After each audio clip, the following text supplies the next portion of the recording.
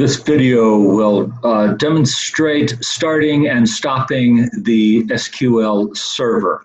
I'm going to open the SQL server at this time. So my management studio is coming up.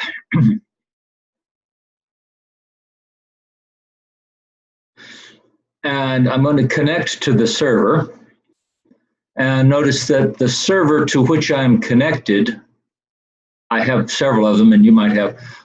This particular one is called SQL Express 02.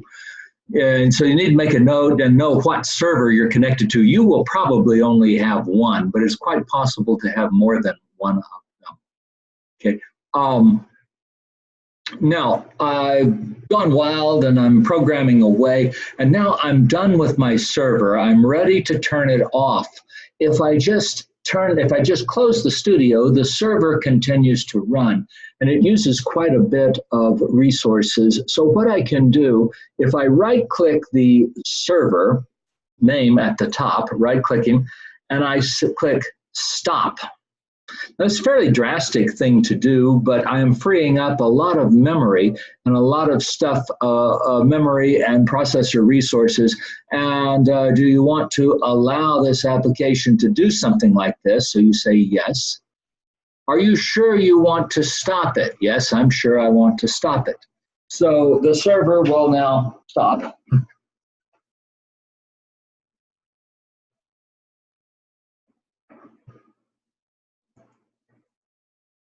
And notice that I am no longer, I do not have a, I do have a start option.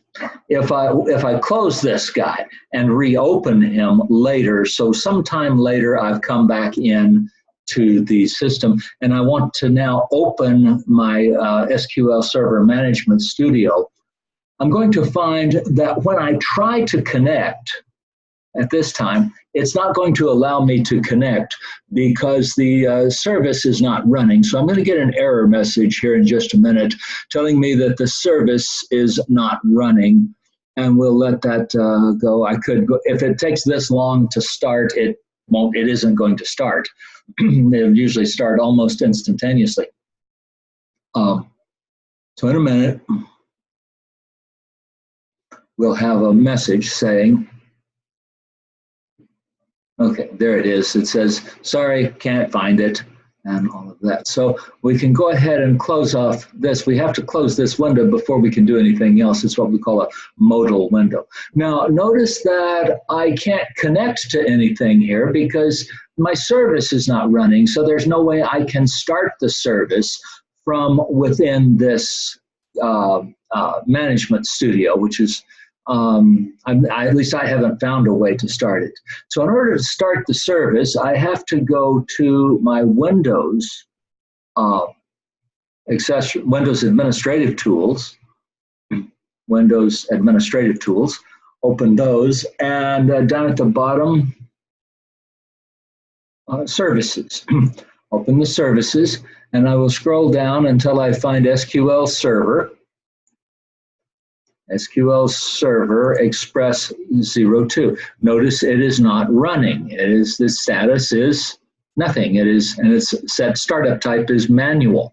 That means that if it's set to manual, it's not going to start when the computer starts. Okay. If I right click it and I click Start, now everything's fine.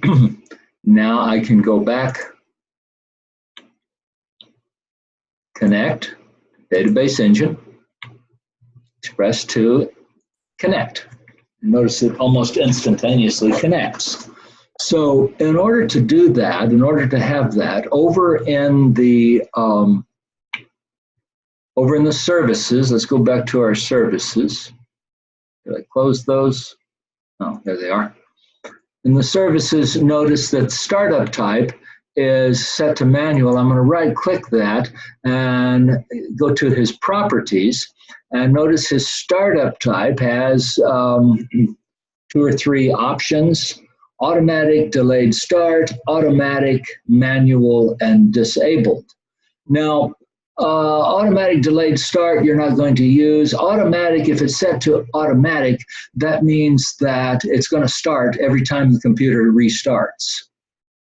If you set it to manual, then that means that you are responsible for starting and stopping it. If you restart your computer, it will not start.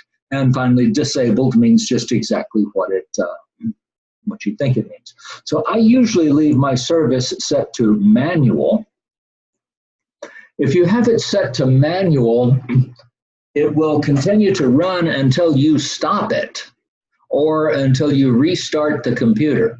Just simply switching users won't stop it. And it will continue using your resources, meaning your memory and your processor time. When you are ready to stop it, I'm going to go back now to SQL Server.